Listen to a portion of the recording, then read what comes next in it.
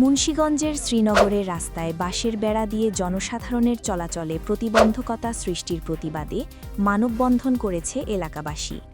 বৃহস্পতিবার উপজেলার কোলাপাড়া ইউনিয়নের উত্তর কোলাপাড়া সহ আশপাশের বাসিন্দারা এ মানববন্ধনের আয়োজন করেন।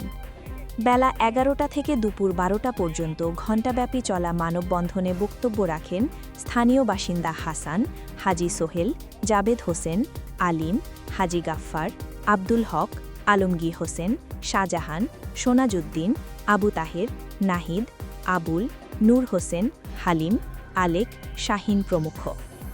উত্তর কোলাপাড়া এলাকার মৃত আলাউদ্দিনের ছেলে নাসিরুদ্দিন নিজাম ও তার সহযোগীরা রাস্তায় বেড়া দিয়ে জনগণের চলাচল বন্ধ করে দিয়েছেন বলে স্থানীয়রা অভিযোগ করেন।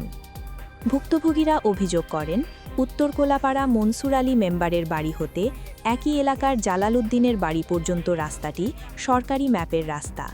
এ রাস্তা দিয়ে দীর্ঘদিন ধরে এলাকার সহস্রাধিক স্কুল, কলেজ ও মাদ্রাসা পড়ুয়া ছাত্রছাত্রীরা সহ মসজিদে নামাজ আদায়ে মুসল্লিরা যাতায়াত করে আসছে। মাঝখানে সরকারি খাসজমি সহ প্রায় ১০০ ফুট রাস্তা ব্যক্তিমালিকানা জায়গা থাকায় কিছুদিন আগে ওই রাস্তায় নাসিরুদ্দিন নিজাম ও তার সহযোগীরা বাঁশের বেড়া দিয়ে তাদের চলাচল বন্ধ করে দেয়। এতে বিপাকে পড়েছেন এলাকাবাসী। বৃহস্পতিবার সরকারি খাসজমি রক্ষা ও রাস্তা উদ্ধারে তারা মানববন্ধন করেন। এ ব্যাপারে অভিযুক্ত নাসিরুদ্দিন নিজাম বলেন, সরকারি রাস্তা আমার বাড়ি পর্যন্ত এসেছে।